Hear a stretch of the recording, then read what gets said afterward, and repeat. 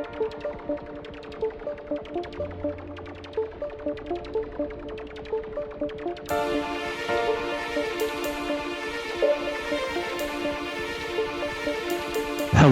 my name is Tyler, and I did not travel back through time and screw up everything. But somehow, through all my journeys, we have the Flashpoint Podcast. Welcome to the Flashpoint Podcast. I am Tyler, and with me is... It's Phil. And Zach. That's right. The three of us are back, and we are not screwing up the timeline. You know, this really shows our what we think of this season. I like this season, but this episode really, I really didn't enjoy it. See, and I enjoyed it for different reasons. Mm-hmm. No spoilers, but I enjoyed it that it was a little bit of a different episode. It kind of broke up a lot of the routine that we've been stuck in, and we got some more background on our characters. Can we just say we finally saw Cisco's apartment, and it's dope? And am I wrong, or is that Wally's apartment from Flashpoint? It probably is. Probably, yeah. But I was like, wow, we finally get to see... I mean, remember in season 1, we saw Barry's apartment like one time? Mm-hmm. So we're like, wow, Cisco actually lives somewhere other than Star Labs. Yeah, so we got some good backstory, but we also got some stupid backstory, which we'll talk about when we get to it. I think that we'll get into it, but I think this episode had an agenda. Yeah, and I'm very confused by this agenda. Oh no, I'm not. Well, some of it. Yeah, so Barry's living with Cisco and driving him up the wall, driving him crazy. I wish I had Barry up here making me breakfast. I was just about to say, I would let someone drive me crazy by keeping my place clean.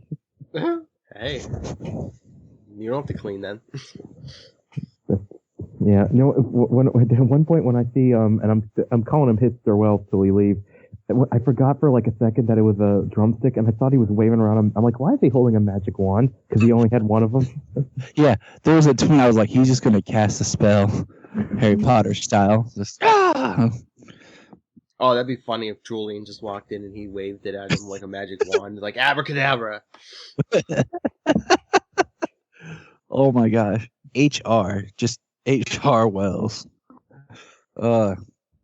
I mean, I like the coffee scene. You can tell Tom Cavanaugh's having fun, though. We're like, I got you. And he's like giving everybody their coffee. And we learned something very cool about Caitlin. She has a mom. Wow. And I looked up this action. My computer had to reboot, so I don't have it in front. I was trying to look up her name, but she's got a couple of interesting IMDb notes. Like, she voiced Mystique in a couple of X-Men games. Huh. Nice. And do you guys remember the Seinfeld episode where he couldn't remember her name? Yes! That's her. That's Malva. Ah! Wow. Nice. And apparently she's got recurring role on TV. Well, she seems like she's got a pretty good pedigree of acting. Uh-huh. Yeah, that's right. I just seen her recently because I was like, where else have I seen her more recent? I mean, she's got so much stuff that's just the points. You know what I mean? That's just the bullet points of her acting. Oh, and she played Priscilla in an Elvis movie in the 80s. Sweet. and here she's playing Caitlin's mom, who is very cold. Did anyone catch the different last name? Yes. Yeah. And I wrote in my notes here, is Caitlin's last name actually Snow? Or did she take, like, I was thinking, did she change it because of who her mother is? Or did the mother change her last name after her husband died and went back to her maiden name? Yeah, there's so many different names. That was the other thought. Her going to see her mom, that was interesting. She's like, I mean, it was awesome. Probably some of the best just scene of Caitlin. She's like, Mom, and she just slams her hand down. Mm-hmm. And just starts. Funny. I think it's a lot of it's probably acting, but it's like I believe it. There's actually ice coming out of her, and that's not easy to do. You know, I'm like believing it. Yes. And the thought I had, it's probably not true, but I mean, Caitlin's mother could have been dead. They could have had a better relationship, but Flashpoint could have messed that up too. Yeah, it's something that we've never addressed. Actually, we have. Did we? Yeah, barely. It's when she goes to Earth 2 and meets Killer Frost. Because they said... Oh, yeah. Yeah, you're right. Because That's all we got, Killer though. Frost had a brother. Ooh, I wonder if wait, did Caitlin have a? Caitlin said she didn't have one in this universe, right? Okay. Unless Flashpoint messed that up, which could be. But what is Caitlin like hoping to accomplish, like helping with her mom? Because it's not really clear if she wants to cure or control. Yeah, it looks like she wants to cure it. And I think part of her, she wants, like, for lack of a better term, she wants her mother. Like, she's scared. And her mom, like she said, she could have addressed the science on her own.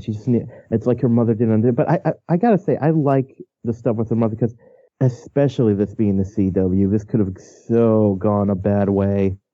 With she could have been such a caricature. But again, Susan Waters did a great job as her, and I think I was quite happy with that aspect of the show. Oh yeah, like I said, I'm just wondering if the mother's going to try to give herself the same powers, and that way we get an evil Killer Frost, and Caitlin can remain like a hero. I keep thinking what her name's going to be. I like that because she obviously can't call herself Killer Frost if she, and that is one thing I will say every week till they reveal where it's going to go. They better not have her become like a bad guy. I don't even care if it's for a second. Because you cannot build someone for 2 seasons as this much. I mean, she's not even she is obviously a purely good person. If you want to have her slowly descent, that can work. But you can't just have the switch. The reference I will always use is Sleepy Hollow and Katrina. Good one second, evil the next. They literally did it like that. Unless the powers are driving her crazy and Barry has to make some kind of deal with alchemy to take her powers away or something. That I can live with. If like the powers drive her a little, like she can't control it, kind of fine. But don't just have her. I'm evil now. I know. Well, like I was kind of think back, like they're not really addressing if she had powers in Flashpoint, or if because of Barry changing the timeline, she has powers now, or they're just manifesting. Like because like when Alchemy gave Magenta powers, it was like she had 2 personalities. Because it was the 2 different timelines. So we haven't addressed how Caitlin's getting her powers. I'm pretty sure. We don't know if she had it in Flashpoint. We know she had it in Earth too. Yeah. Exactly. And they said like the dark matter affects people differently, and sometimes they show up later. And I'm pretty sure it was Flashpoint, because I think when she was telling her mom that her powers have been manifesting for months now, and according to Barry, Tyler. Yeah, I'm the one with the beautiful wife and child now. Life is good. I was gonna say, did anyone else think that the scene where Caitlin's talking to, was it Niles? Is that his name? Oh, I didn't get the assistant's name. I'd have to look it up. And she was trying to leave, and he came in and was like basically forcing her to stop, and she like kind of attacked him. And then her mom came in. Did anyone else get the feeling that maybe that was a setup? Oh, I thought that definitely. Although it's kind of funny because what was that guy's? If it wasn't a setup, what was his end game? I want to be free from your mother, so I'm going to force you to do what I want. Even though I have absolutely no weapons, and we made it very, very clear you have frost powers, and your mother kind of owns the building. I know. I don't know if it was a setup from her mother, because her mother is smart. I don't think she'd like. I think it was. That's the one aspect I feel like because this wasn't the A storyline, they had the other storyline with the monster. This felt kind of, even though I liked it, it felt a bit rushed. Yeah, I will agree with that. It's like I'm an evil assistant. Yeah, I think we're getting a big 2 episodes from now. We're getting a big Killer Frost episode. It's the Kevin Smith one titled Killer Frost. So. Well, at least he'll, even when I have problems with Kevin Smith, I believe he'll do Killer Frost due diligence. I keep thinking of Justice League Unlimited, the scene where Luthor meets I don't think they call themselves the Legion of Doom, but it's Grodd, whatever. And he's like, that's Killer Frost is here. Well, she just likes killing people. I'm curious to see where he'll go with Killer Frost, because, like I said, this is the good version. Mm-hmm. But but again, it did feel kind of rushed it did feel like a setup, but I think the mother's setup would be better than that. So I'm not sure if they're going somewhere, or if that was just a plot device, and this is what's probably more like, just so they can have the mother go, "I know you're not a killer." Well, I mean, remember they said something about her DNA could revolutionize everything that they're working on at the lab. Yeah, but I don't think her mother is cold, but they established why she's cold. I don't think she'd sacrifice her daughter for her research. They didn't establish her as that kind of character. Not yet. Exactly, we'll see. I'm going by just this episode.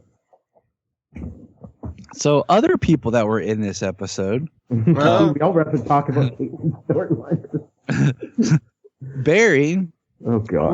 Real quick thing about Barry. Does anyone remember like when he appeared in Arrow, how he was a CSI assistant? He is? No, he's just a guy who runs really fast and has other people figure out his problems. And then like when he was there, they're like, "You're just a CSI assistant, a junior CSI." And then when the Flash series starts, he's a full CSI. Just saying, little. I was thinking about that little thing they tweaked, but I like the idea of Barry trying to shadow Julian, and I like that we got some depth to Julian's character. I have some thoughts on this. Like, for one thing, and this is something you kind of address in superhero shows. Is technically Julian makes a lot of really accurate and good points here. Even though Julian can be a bit of a jerk, really, when you're a CSI and you work for the police, you shouldn't be able to just leave whenever you want. It's like, I got a thing I got to go to, so you guys take care of this dead body and see ya. I won't spoil the ending yet, but I think this is the agenda of this episode. I think this episode was meant to humanize Julian and get people to like him more. So then either he's going to be Alchemy, or like Alchemy might be like the version of him from Flashpoint who comes back and either kidnaps or kills him and takes his place. We talked about this when we thought what's-his-face rival was. We thought for a second he was Alchemy because he heard Alchemy's voice. Mm-hmm. But I think they could be, because like I said, either Julian's Alchemy or he's a red herring. It's going to be one or the other. Well, I think it's the trope they use every season. Season 1, it was Eobard masquerading as Wells. He got Barry's trust, and he became Barry's mentor, and then he betrayed him. Season 2 was Hunter Zolomon pretending to be Jay Garrick, became friends with him, and then betrayed him. So it's going to be the same thing. He's going to become friends with Julian, and he's going to find out he's the big bad villain. But I think what it could be is that because we talked about this with the rival, is because in the storyline there was a dual personality thing. It could be that Julian's Alchemy and he doesn't know it. I got that because it was when he was talking about his feelings towards Meta that I'm really thinking, oh God, it's another Alchemy tease. But like I said, if he's Alchemy, I bet that's where they're going. That probably is a cool idea. I think they did something like that in the comics for a while, where he had like a split personality kind of thing. Didn't they do? I think they also did that with that really weird, not the Superman Eradicator. There was that other Eradicator who was a Flash villain who didn't know he was. Like he could, or something like that. I'd have to read. It was a golden. But with Julian, I like that we got the depth. We got to see him. Why he like takes his job so seriously, about the whole thing that his family is wealthy and well-to-do in England. They address that he's English. Yeah. And then he talked about how he went to this school and there was a kid with a scar on his forehead and everyone liked him instead of him. It was just a whole big thing. I'm going to be making Harry Potter jokes the whole season. I don't care. But he actually makes a good point about the cops. It's like, we've kind of touched upon this. Like, what happened to the metahuman task force? And it's like, it's true the Flash helped, but he can't be at every. I want to see more cases where the cops actually handle it without Flash. Obviously, there are metas that they need the Flash for, but some metas the cops should. I wouldn't mind seeing that. Oh, and I agree. And I like what Julian was saying. Like, why is it that everyone who got powers decides to do it evil? They always turn bad. We've actually talked about that. We want more good metas. Where the frick is Pied Piper? Yeah. I mean, well, crap. Dang it. We know that Barry fixed and Pied Piper was good when he tweaked the time in season 2 for like the dumbest episode of season 2. But now he did Flashpoint. What'd you do now, Barry? But I mean, Barry. It'd be cool. It'd be cool if they showed Piper hanging out with Wally a lot, because that's when he was good. Is when Wally was the Flash. We need more good metas. That's one thing the show's lacking, and because that's one thing. I remember again, Justice League Unlimited. I like how obviously they can't do that here, but it'd be great when when in Justice League Unlimited, although it was the Wally was Flash, they had Trickster be this guy who's not that bad. He's still a silly.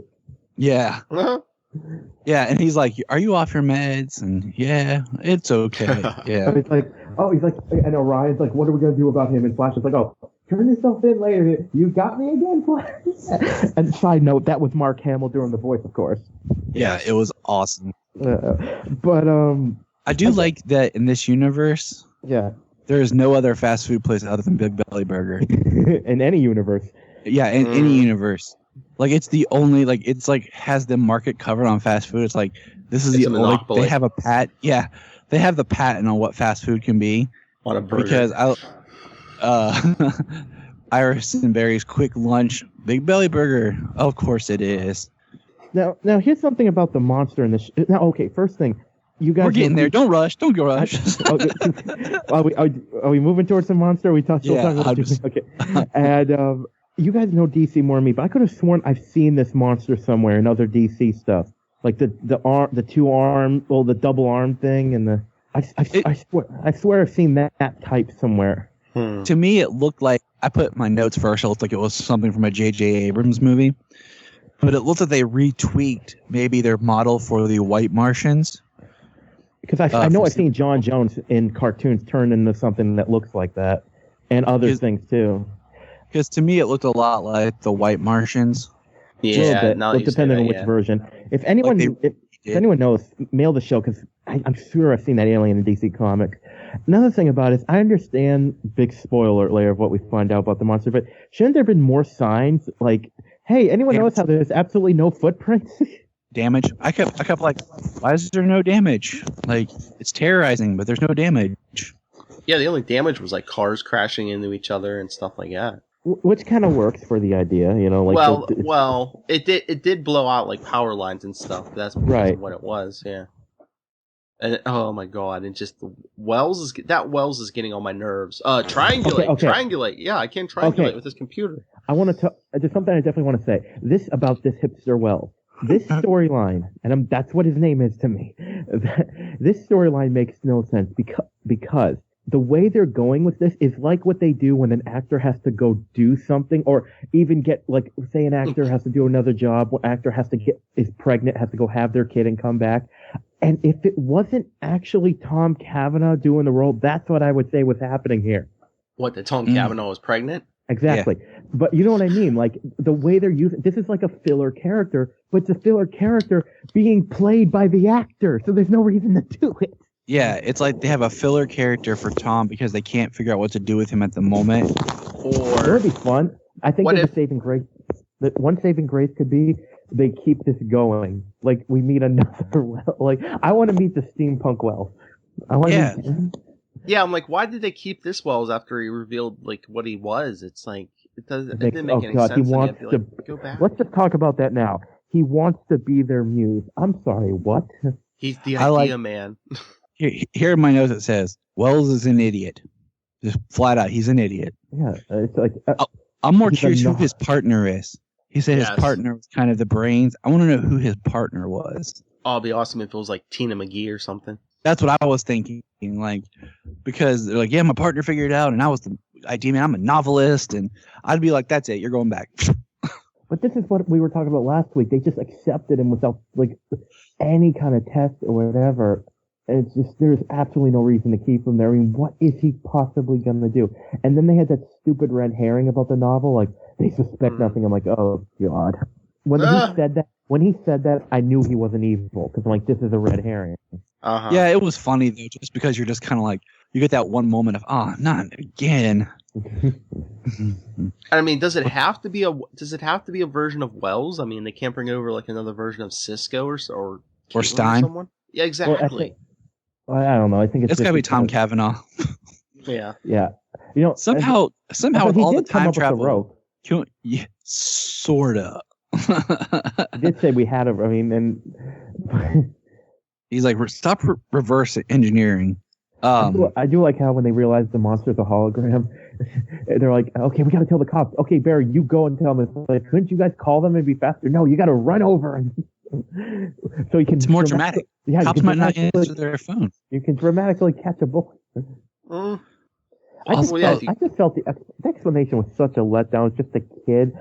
just scaring people. I did like how the kid's like, what's happening now? I just want to. If this was let me tell you something. If this was a cable show, Joe would have said, "What the you think is gonna happen? You're going to jail, you idiot!" No, see, I didn't mind that it was just a kid, because the kid story went with it's what kind of caused Julian to open up, because Julian almost shot. Yeah, it was a plot device. Exactly, that's what I said. That's their agenda. That's why I think he is Alchemy, or his double is Alchemy now, because this whole episode, at least that part of it, was to humanize him, get the audience on his side, get maybe a friendship started with him and Barry, and then boom, he's going to be Alchemy, or his split personality is going to be Alchemy. Well, I just think it's going to be, because it explains why it could be he hates men, and even he doesn't really know why. It's because he doesn't know he's Alchemy. I just found it refreshing to not have this is the big bad, this is the meta of the week. It was just kind of a different step. Mm-hmm. There was something going on, but allowed the characters to be more character centric and not so much focused on the villain. So I mean, like I said, it wasn't perfect, but I actually liked it. It was a nice reprieve from a lot of the other stuff that we've gotten. And I just felt the monster. I mean, it was the whole monster thing was just a plot device for Julie, and I was more invested in Caitlin's relationship with her mother. Yeah. Mm-hmm. Yeah, the whole thing with it was the monster was just, oh, there it is. Oh, it disappeared. Oh, let's try to stop it. Oh, where'd it go? And there was no reports of anyone around the monster going, it kind of flickered. Oh, it's a hologram. At one point they thought it was going invisible.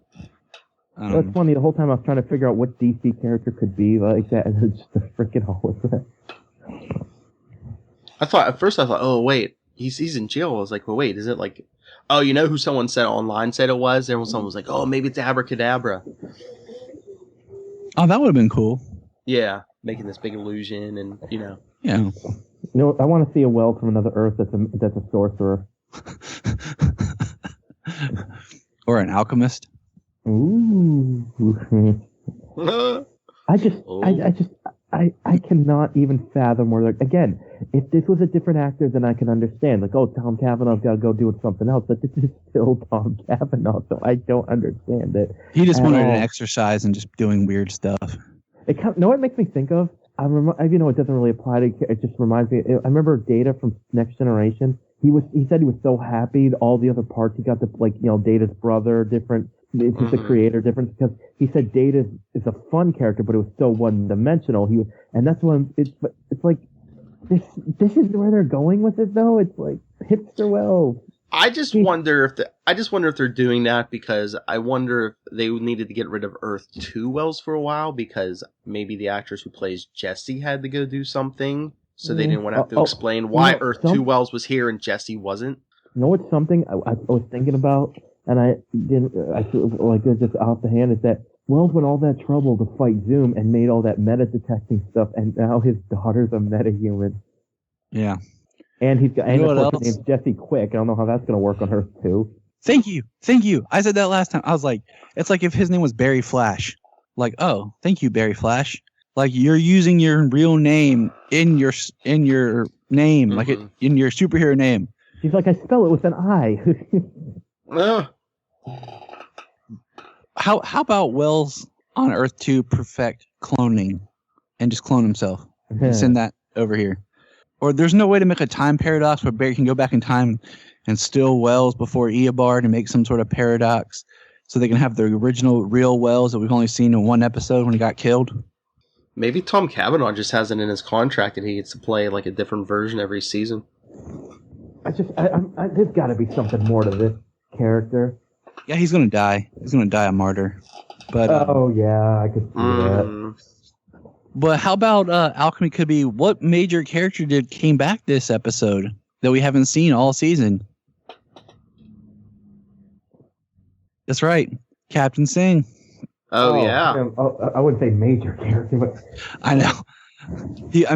We've had him referenced, but we haven't seen him, and he made an appearance. Okay, just now, to kind of do a half reprimand. Before Flashpoint, he was injured, right? Or was that before the other? See, I get things mixed up. It'd be funny if he lost his. Well, not funny, but imagine if he lost his husband or something because of Flashpoint. Yeah. he's just one of those characters that I don't know, like I can't remember the term, but it's you start out with a character and then they serve their purpose, but then after a while, like there's no purpose for them. Is that a MacGuffin? No, because it's not the MacGuffin's more of the object for the plot. MacGuffin, plot device. He's just anymore like they don't really need the captain as much. He just kind of sideline. Machina. He's just Barry and Joe's boss. Yeah. No real. It's like they kept almost going somewhere with him, but never did. Yeah, they can just throw him off to the side, like, oh, Singh said this. Like, I mean, remember when Barry gets back from Flashpoint, he's like, Captain Singh's back? You know? So, like, we didn't even have to see him, just he was referenced. He's basically scenery. Like, if they're at the police station, he Singh's there. Can't he sing anywhere? Oh. There you go, Phil. You're getting slow, Phil. One thing I did like is like when Wally called HR out and was like, "You're a con man." Yes. it's like, am I? They're all just like, yeah. I was waiting for HR to go. Exactly. Wait. Because he doesn't even seem like he's not even like a good idea man. Because it just seemed like everything like Cisco and then would throw out. He'd be like, yes, do that. I don't know whether I don't know. I think it's pointless. We'll see if they prove me wrong. But yeah, overall for this episode, I don't know. The monster story was a complete plot device to get to know Julian, but it's kind of dumb because we know it either has to be he is alchemy and he doesn't know it, or he's not alchemy. It's a complete red herring. Now, the storyline with Caitlin Mother, I completely liked. It felt rushed because it had to share the episode. But other than that, I really liked how they resolved it or started to. And her storyline, I think where they're going to go with Caitlin, because I like her in the show so much. I like the character. I just hope they do her right. Yeah. Yeah, I enjoyed the Caitlin stuff. Everything else, I was just like, I really didn't like this episode. It was, I mean, we also learned that Joe needs a date. Oh, yeah, we didn't talk about that. Can't they just have them say, I haven't gone on a date since, because I focused on you guys? That's like a 2-second line, everyone would be like, oh, yeah, that's true. It's overused, but it works. Yeah. Oh, no. I don't know. Or is he going to start dating her and then she gets killed or something by alchemy? Oh, she is alchemy. She is alchemy. Listen, I think Joe is forgetting the true love of his life, the woman who lives in Barry's old house, Miss Brandy. She makes the special drinks. I think it's unfair the way he just brushed her off. She needs to come back. I'm still waiting for it. Anyone else waiting for the flashback where we get to meet Grandma Esther? And she's just cooking up a storm in the kitchen. That's what I'm waiting for. Oh, here's a small thing. Here's a small thing that hit me. Just I think when Cisco and Caitlin were like on the set of they had a speed lab. Was that the pipeline? Like, did Flashpoint take out the pipeline and put in the speed lab? That's a good thought because we haven't seen the pipeline this season yet. Yeah, because I don't think they've locked anyone up. They've sent them all to jail. That's something to keep our eyes out for, Phil. Good job. It's a good thing because the pipeline didn't really, and we all said a ton of times it doesn't make any sense. Yeah, that way they don't have to explain the whole toilet thing. They can just they ship them off. They never did. Yeah. Venice don't use the bathroom. We all know this. No, it's like Pleasantville. There isn't one. Oh. I think that's everything, my friend. I think so. I think we've covered it pretty well. All right. Well, did you love or hate the the holographic dinosaur? Love the Caitlin stuff. Was that the real runaway dinosaur? Let us know. Email us flasharrowpodcast@gmail.com. Our Facebook, you can find us either Legends of DC Podcast or Flashpoint Podcast. Our Twitter is @Legends of DC Pod and @Flashpoint_SMG. And Tyler, where can people find you? You can find me on Krypton Report here on Southgate Media or @JTY Patrick on Twitter or anything else, and pretty much Krypton Report anywhere else too. We're talking Superman, Supergirl, everything with Kryptonians. And Zach, what about you? Well, you can always find me on Twitter, Interim Insanity, and you could have found me on Critter Tom Report, but my schedule didn't allow it. So you can always find me on Facebook. And for those of you living in the Rhode Island area, don't forget to check out Rhode Island Comic Con. I'll be there all 3 days trying to meet tons of celebrities. And as for me, you can always email me, nightwingpdp@gmail.com. On Twitter, I am at nightwingpdp. You can find me here on Legends of DC right here, and on Queen Consolidated with Lilith, Before the Bat, and I'm all over the Nuff Said podcast right now. So pretty much, if you tune into a Southgate Media podcast, you're probably going to hear Phil's voice. Or someone reference Phil. And if you read my journals, you'll find pictures of Phil with a little out of respect for little man. Okay. Well, thank you for listening there, Flash fans, and remember, tune in next week to see what kind of craziness that we get as we run through the Speed Force, change the timeline, reset history, and just pretty much screw up everything. So, from all of us here at Flashpoint, adios.